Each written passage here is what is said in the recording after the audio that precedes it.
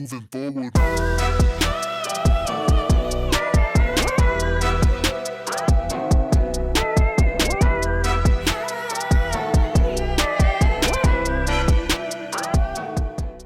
Right now, a future president could be running as a local candidate on your ballot.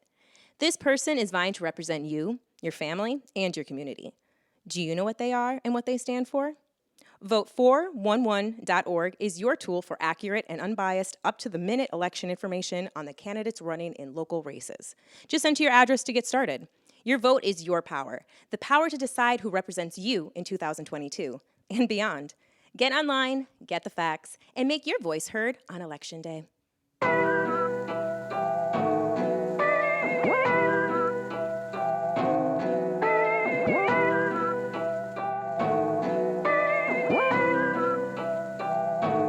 Moving forward.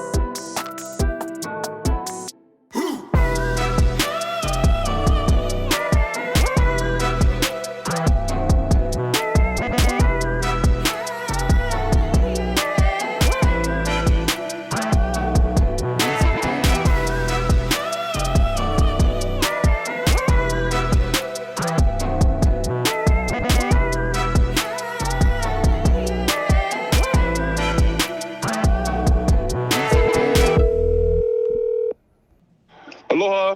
Aloha, Darius. Hey, Kawika. Aloha. How are you? Good. How about you? Good. Thank you for calling. I'm so sorry about our rescheduling, but I'm finally glad we get to talk story. Oh, me too. And shoots, no worries. I mean, you probably, one of the easier ones with schedule mix-ups. I mean, I got 400 other candidates that it hurting cats, bruh. So no problem when you got to reschedule. You guys busy? No, but it's so crazy. You think about it. You reached out in March, and we're now in June, and I applaud what you're doing, really. Well, thank you. I mean, I'm trying to open a dialogue for the people. I feel that the voters just need more communication, and they'd make the right choices, Absolutely. All right, well, let's dig right into this so we don't lose any more time. Absolutely. All right, so if you could introduce yourself to the listeners and tell us who you are and what office you're running for. Okay, aloha, Kawika, and whoever who is listening. My name is Darius K. Kila. I am a lifelong resident of the Leeward Coast here on the island of Oahu. That encompasses Makaha, Waianae, Maili, and Nanakuli. I lived in every pocket of those areas in 96792. And I'm running to represent District 44 in the Hawaii State House of Representatives. And this new district now encompasses the entire parts of Maili, all of Nanakuli, Ko'olina, and Honakaihale. Right on. So we're doing a little bit of education for the voters. So before we dig into your story and your campaign, could you please help explain what the office you're running for does? Oh, absolutely. So on paper, right, we would be elected legislators, and these folks are proposing and drafting and creating policy that not just represents or reflects your district, but the over 1 million residents here in Hawaii. But that's 5 months out of the year. And I don't think some people realize we're not just legislators, we're also friends. We are going to our residents, our constituents' games. We're sometimes mediators. We're sometimes the only ear that these folks have to vent on issues. So on top of not just being a legislator, you're required to, off paper, also be that person that anyone, or your point person really for your constituents in your community. And I witnessed that firsthand working in the legislature, that although it is the job of policy, it's so much more, but I enjoyed that part of it and working with community in and outside of the Capitol. Right on. So let's talk about you. Can we get a history about you and your place in the community and what's led you to now? Oh, absolutely. So, born and raised in the west side of Oahu, and I attended all the schools here. My great-grandparents are the first homesteaders of Nanakuli Homestead, and they're buried in that cemetery. But when they had passed away, my father was a little too young to inherit the property, so he was not able to succeed and live in that home. My mother's grandma was also a homesteader in Nanakuli, but we also did not get to keep that home. So when I was in the picture, we were renting an apartment in Makaha, then we lived in Waianae, then we moved to Maili Kai, and then we moved to Helihulua Street in Nanakuli. But we needed to leave my 8th grade year because my father was heavily involved in drugs. So we relocated to Makakilo, and that's where I graduated, which is from Kapolei High School. But we moved back my senior year. So I was away for the last 7 years. My focus in my first year of schooling was football. I'm a collegiate athlete. I had the chance to play football at a D2 school in Tennessee. But I finished out in Southern Oregon University. My background is actually journalism, and that's something I always wanted to do. I interned at Hawaii News Now, and that was always the goal. But COVID had other plans, so I got blown back home to here, state of Hawaii, and going from such a high caliber environment, which is a college environment, and then being home, I truly was a little lost. And now we're looking at February 2021, neighborhood board elections had just opened up. Actually, as of yesterday, it's been a year since I served on the neighborhood board so far. So I serve on our neighborhood board as our secretary and treasurer for the Nanakuli Maili Neighborhood Board. I'm the chair of the Hawaiian Affairs. And at the same time, I started interning for the current legislator, Representative Stacey Lynn Eli. And then I also started working at the Council for Native Hawaiian Advancement at this time, working in their emergency funding department, helping assist the hundreds of millions of dollars of aid going towards these city and county of Honolulu residents. And then in January, I joined Representative Eli at the Hawaii State Capitol in Honolulu. And through it all, that kind of has set me up to where I am at now, because Representative Eli is pursuing a new district. So with the seat open and the experience I have, that's kind of where it's led me to right now in the position to run for office. Right on. So, for the office, what do you have in mind? What are you looking to bring to the table to help make change and better the community? Oh, it's so tough. It's tough because I always tell people, when people stop dreaming, that's when your community dies. Mm-hmm. But sometimes I have to look at my dreams and my aspirations, and as large as it is, and then I have to bring myself to a sense of reality for what office I'm running for. Mm-hmm. Because the thing that I do not want to do is I do not want to lie to voters or make promises that I cannot keep. Because in 2022, nobody deserves that. So I have to always look at what I really can accomplish and then what I can work to accomplish. But really, in the state capacity, on that state legislative level for the Hawaii State House of Representatives, there are really some key things that are been coming up within the district. Because as much as it's mine issues, I also want it to be reflective of what everyone here in this district values. So a lot of it, in no particular order, it's the idea of how we support housing and what housing looks like, especially around the topic of affordable housing, Mm-hmm. economic development, how we're supporting and revamping our education system, how we're tackling homelessness, not just throughout the state, but here in District 44. It's interesting when we did the point in time count for the numbers to come back lower, because visually what I see does not represent numbers. And then also thinking about how we working with our different folks to handle and address crime. So in no particular order, those are some of the biggest things for me, but I'm not too sure at what point I can unpack some of them. I get you. I think that I like to go back to your point of just not, being aware of what your office can do. Yeah. I've had a lot of well-intended candidates and some very akamai candidates such as yourself, but nobody has completely made that statement aware to the voters, and I was kind of hoping that someone would bring that to light of being aware of what your office can do.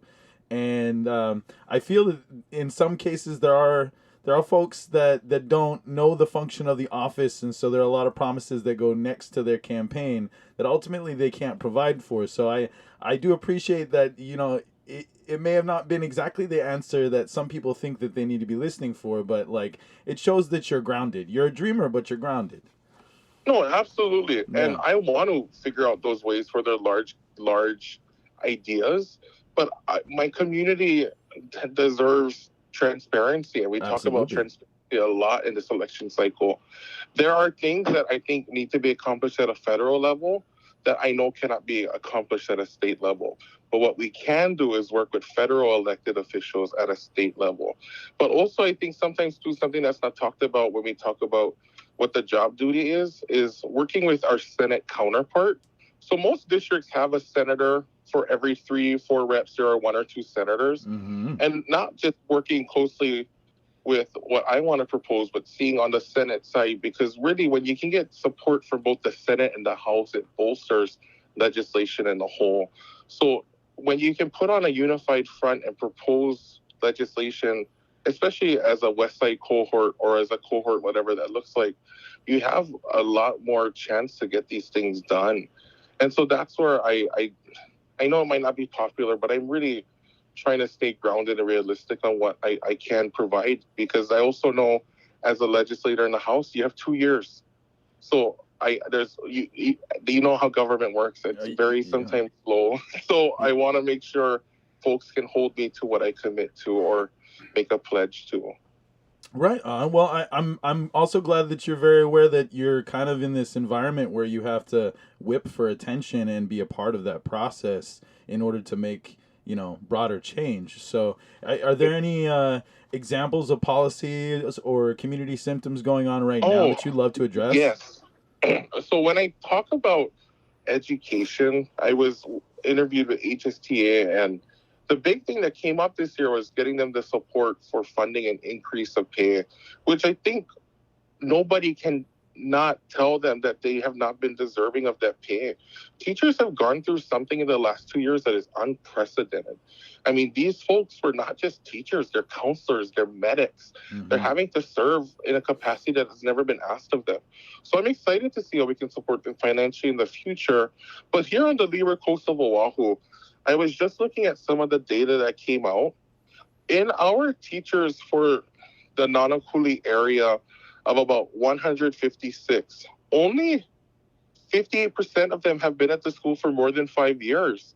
And that's a little alarming when you look at other schools that are in the 60 percentile. But we also know to an extent there is that mass retirement. But folks are coming to the Leeward Coast because they know they can get their degrees forgiven at a Title I school and they leave. But how do we keep those teachers there? And I know the talks that are coming out of some of the higher offices giving teacher housing, especially on the Leeward Coast, and I support that. But if the housing is coming to Leeward Coast, I truly believe front and center, first and foremost, the housing should go to our Leeward Coast teachers. I don't think teachers who are not in the district I think they should have that, but first crack should be to the teachers who are serving in our community. Then secondhand, when we're looking at homelessness, a lot of it is not the one-size-fit-all answer. I think we have to treat everybody individually. And I know there are services that we offer, but kind of coinciding with crime, when I was attending school in Oregon, it was such a radical idea to implement a mental crisis response team. In Eugene, Oregon, they called it CAHOOTS, which was short for Crisis Assistance Helping Out on the Streets. Random name, I totally understand. But what CAHOOTS was a extension of 911. So when folks are calling into 911 and explaining, these dispatchers are trained to say, should we send police or should we send a crisis response team? Because when somebody's experiencing mental crisis or in a mental experience, they don't need a gun pointed to them. They need mental services. And what they've discovered just by implementing the Cahoots program, they've diverted 3 to 8% of these calls from police. And in 2014 alone, 9,600 calls were implemented for service. And as of 2021, that was 16,000. So it is there. So I know that this is like a city level, but how can we as a state work with our city partners to implement mental health crisis into the way that we respond to the needs of our people when they're experiencing these issues? And then housing as itself too, there is no one answer. But really, when we look at housing, and for me, my grandmother right now is one of the 35,000 residents on the Department of Hawaiian Homestead wait list. But until we get a home, we're occupying a home. So we're renting a house that I think would be better served for another Hawaii resident.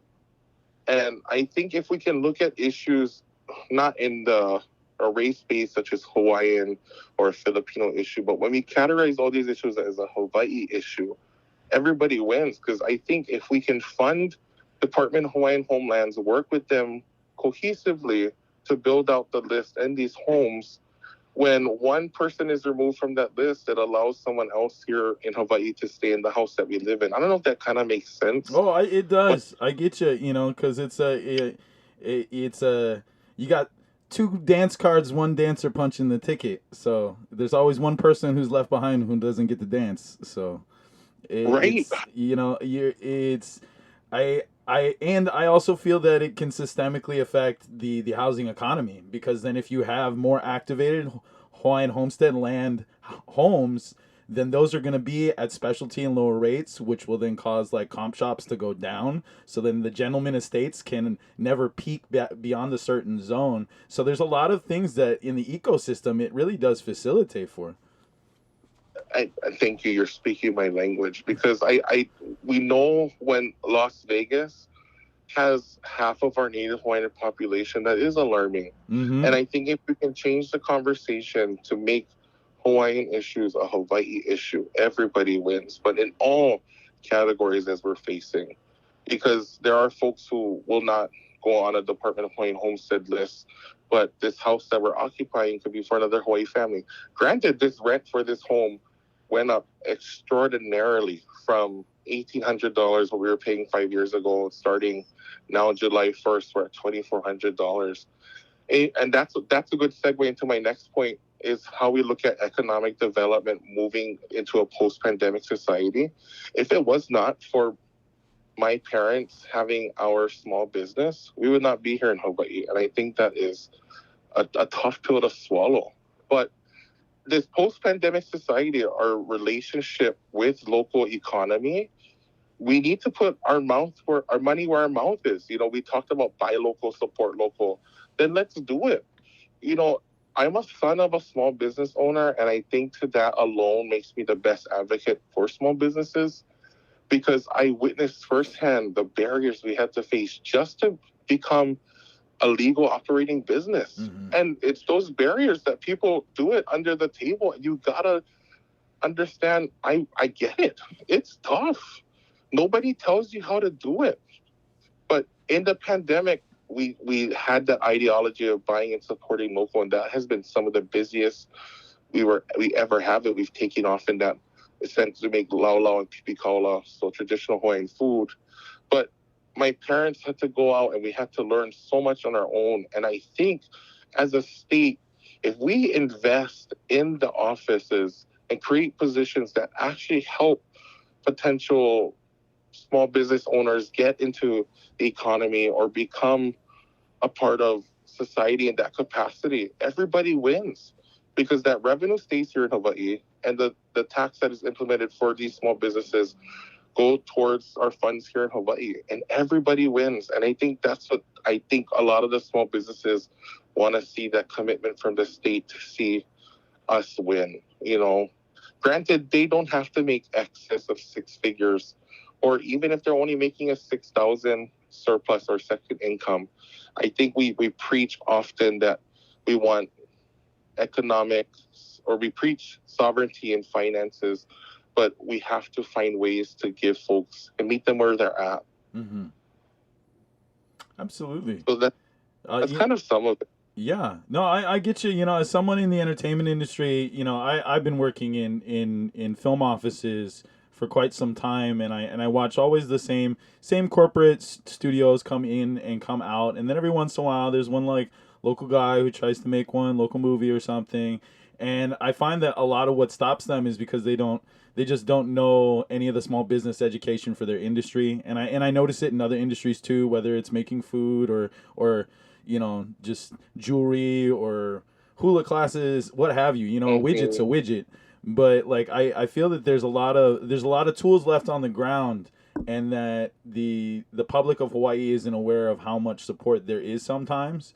And so I'm very much a proponent of trying to expand that education base. So I'd hope that that's something that you definitely put on the docket, as far as just, it's really, I feel a lot of it's outreach, you know. And that's one of the biggest reasons why I started, you know, covering all you candidates, is because a lot of it's just lack of communication to the voter. And then it's not directly your guys' fault, because there's an ecosystem. Like, where's the other 20 crazy guys who are willing to interview 400 people for a summer? I don't know, Right. but let's hope that one day there'll be a couple more, you know. But I think that those things, you know, they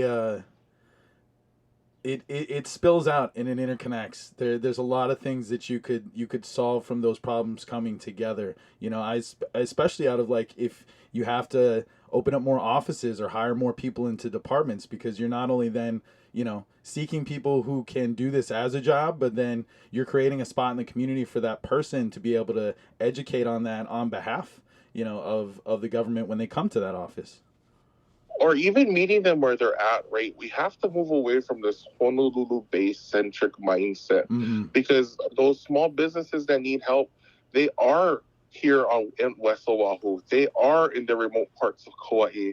They are in Kealakehe on Hawaii Island. So I always know money is going to be the root of the issue, but if there's ways that we can find, and I think sometimes too, exploring that public-private partnership, because I think there are businesses that operate here in Hawaii that truly want to integrate in the way we support Hawaii residents. And I don't want to chew off something bigger than I can't chew, but that's what I mean when I talk about meeting people where they're at. I love side waving in the morning and showing my commitment to the residents as they drive past Honokai Hale, letting them know that I'm up at 5:30, a little bit tired and yawning at that, but I want to meet them where they're at. And I think if we can change in the way we operate to meeting folks where they're at, we're only going to succeed. And with a new governor coming in, we have that chance. And I don't think a lot of people are talking about that either. Granted, I'm not a senator and I'm not confirming folks, but this next governor is going to implement folks that'll stay there for the next 4 years. And so these newly elected officials have a chance to work closely with these new department heads, prioritizing the issues of our communities and our districts and working cohesively to get them done. And I think in another part, that's what I'm excited for, if elected to office, to show what we have here in District 44, what else we need in District 44, and how can we all help District 44 succeed. And the other districts throughout Hawaii, of course, but I always got to advocate first for District 44. When we're in our city meetings with HPD and we're talking about pushing folks and enforcement, or when they're coming out, and I'm like, we always want to get them on, because District 8 encompasses Makaha to Eva Beach. So I'm always the person in the meeting, don't forget about our district, and they all laugh. Well, we have just a little more time here left, and one question I'm asking all candidates is, what do you feel that the public of Hawaii can be doing right now? And not just in the sense of voting or activating for a campaign, but, you know, in the broad strokes of how we look out for the hui right now. What do you think that people can do? Knowing their story, because when they talk with candidates, and when I talk to them, when I know their story, it helps craft the legislation or the ideas that come up. Knowing their story is so powerful, not just aloha, my name is blah, blah, blah. Where they come from, the issues that they're facing, and being willing to engage. I know it's such a sometimes daunting and intimidating process. I'm often the youngest person in the room when I'm having to share and share my experiences, and I've gotten a lot more comfortable at it. But knowing that when I can tell the story of Darius, Kila, and how that can impact and change and alter conversations, when residents here in Hawaii know their story, know their priorities, and know what they're looking for, it truly is powerful for everyone that they're interacting with, not just folks seeking public office, but engaging in their communities. But I also know to ask our community members to do more than they already have is a lot. And I hope that they know, or they can find the good people that will advocate for them. Because I think that's what makes the good advocate, leader, elected official, is pushing for them when they don't even know what to push for. Mm-hmm. I think that's a little contradictory, but knowing your story and just engaging is powerful. Right on. Well, before you go today, could you let everybody know how we can support, follow, or join your campaign? Oh, absolutely. So first and foremost, you can reach me at our website, www.dariuskila.com. I lay out more just my background and my pledge priorities and plan there and some other things. My cell phone number, and I give this out to everybody in our community, is 808-723-4311. My email is darius@dariuskila.com. And I welcome any folk in any capacity, whether it's a conversation or looking for more ways to expand and work with my campaign. I'm on Instagram and Facebook at DariusKila44. And those are all the different ways to engage and talk story with me. Right on. Well, mahalo for coming out. I'm so glad we got to connect. And I would love to ask you that, say in about like 30 days, I could come and catch up with you, see how it's been going, hitting the bricks right before the primaries happen. Absolutely. That'll put us in July, and I will definitely want to follow up and talk story more with you, Kawika. Thank you so much for your time and giving us the platform and just allowing me to talk story with you today. Well, you know, it goes both ways. I'm glad that there are more folks coming out for the community, and I look forward to see what this election brings, because there's just so much change that can happen this year. Absolutely. Well, you take care, and you have a wonderful rest of your day. You too. Enjoy your Thursday. Aloha. Aloha. Mahalo, Kawika.